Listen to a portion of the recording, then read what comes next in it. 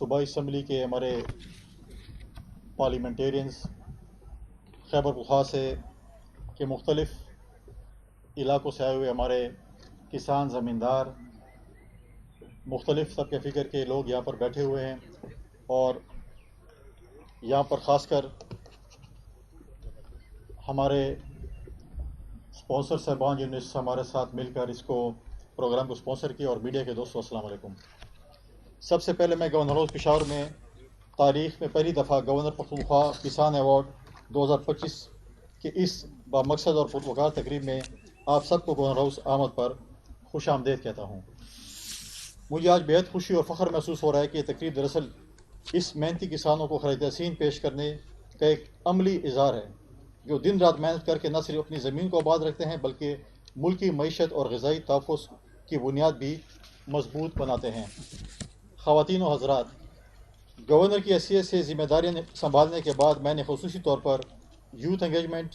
Women empowerment کے لیے متعدد اقدامات اٹھائے۔ ساتھ ہی ساتھ گزشتہ مہینے اسپورٹس ایوارڈز کا انعقاد کیا تاکہ ہم اپنے صوبے کے باصلاحیت کھلاڑیوں کی حوصلہ افزائی کر سکیں، اور آج کسان ایوارڈ کا یہ بڑا پروگرام میرے اس اقدامات اور اس عزم کا تسلسل ہے کہ ہم اپنے کسانوں کی حوصلہ افزائی کریں، اور جس کو کسی نہ کسی وجہ سے نظر انداز کیا جاتا ہے، کیونکہ یہی لوگ ہیں جو ہماری معیشت کی ریڑھ کی ہڈی ہیں۔ معزز حاضرین، پاکستان ایک زرعی ملک ہے، اور خیبر پختونخوا کی معیشت میں زراعت ریڑھ کی ہڈی کی حیثیت رکھتی ہے۔ صوبہ خیبر پختونخوا کا کل رقبہ تقریباً 1,01,741 مربع کلومیٹر پر مشتمل ہے، جس میں سے اندازاً 45 لاکھ ایکڑ رقبہ قابل کاشت ہے، جبکہ لاکھوں ایکڑ زمین ایسی موجود ہے جو ابھی بنجر یا زیر استعمال نہیں ہے۔ یہ حقیقت ہمیں یہ احساس دلاتی ہے کہ ہمارے پاس زرعی ترقی کے بے پناہ مواقع موجود ہیں، بس ضرورت اس امر کی ہے کہ اس باقی زمین کو بھی قابل کاشت بنایا جائے۔ صوبہ بھر اور خصوصاً جنوبی اضلاع میں، جن میں ڈیر اسماعیل خان، ٹانک، لکی مروت، کوہاٹ، کرک اور ملکہ علاقے شامل ہیں، وہاں وسیع رقبہ ایسا ہے جو مناسب پانی، جدید آبپاشی نظام اور حکومتی سرپرستی کے ذریعے قابل کاشت بنایا جا سکتا ہے۔ اگر ان بنجر زمینوں کو سیراب کر کے زرعی دائرے میں لایا جائے تو نہ صرف صوبے میں زرعی پیداوار میں نمایاں اضافہ ہو سکتا ہے بلکہ روزگار کے نئے مواقع، غربت میں کمی اور غذائی خود کفالت کا خواب بھی حقیقت بن سکتا ہے، اور اس کے ساتھ ساتھ کسان زمیندار بھی خوشحال ہو سکتا ہے۔ اس تناظر میں چشمہ لفٹ بینک کینال منصوبہ ایک نہایت اہم اور تاریخی منصوبہ ہے۔ اس منصوبے کی تکمیل میں نہ صرف کسان مستفید ہوں گے بلکہ صوبائی معیشت کو بھی مضبوط بنیادیں میسر رہیں گی۔ معزز مہمان گرامی، آج گورنر ہاؤس پشاور میں منعقدہ اس پروقار تقریب میں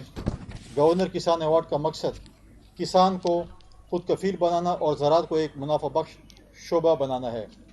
کسان ایوارڈ دراصل اس عزم کی علامت ہے کہ ہم اپنے کسانوں کی محنت کو صرف سراہتے ہی نہیں بلکہ انہیں قومی سطح پر عزت و مقام بھی دیتے ہیں۔ آج جن کسانوں کو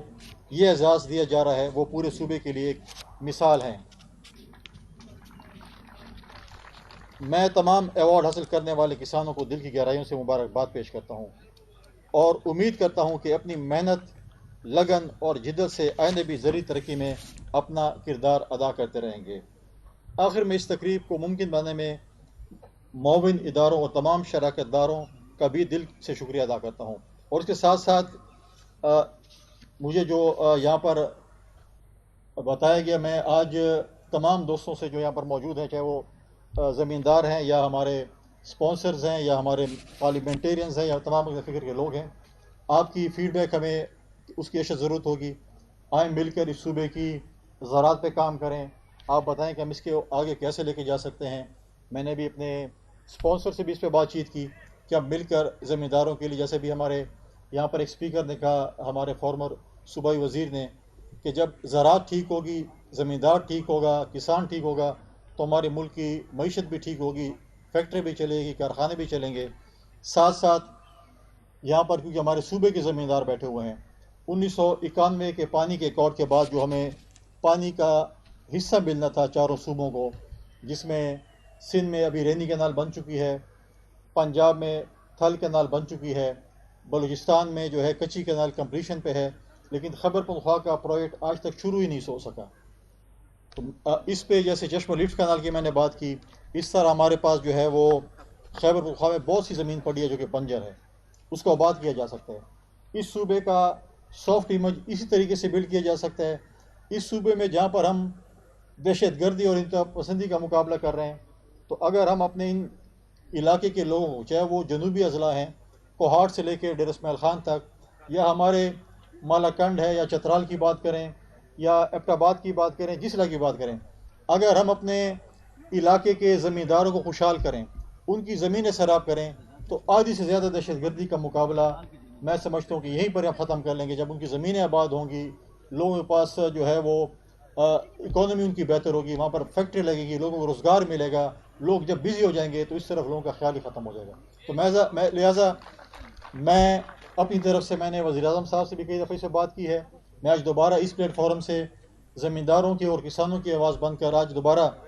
وزیر اعظم صاحب سے، اپنے فیلڈ مارشل صاحب سے، اور خاص کر SIFC والوں سے یہ کہوں گا کہ اگر خیبر پختونخوا میں آپ نے دہشت گردی اور انتہا پسندی کم کرنی ہے تو ہمارے زمینداروں کو سہولیات دیں، ان کی زمینیں آباد کریں، پھر آپ دیکھیں کہ یہاں پر دہشت گردی اور انتہا پسندی کا مقابلہ کیسے ہوتا ہے. انشاءاللہ یہی جو ہے وہاں پر جو ہے. اور اسی طریقے سے حکومت کو زمینداروں کے لیے سہولیات، جیسے بھی بات آئی کہ جب سیزن آتا ہے تو کھاد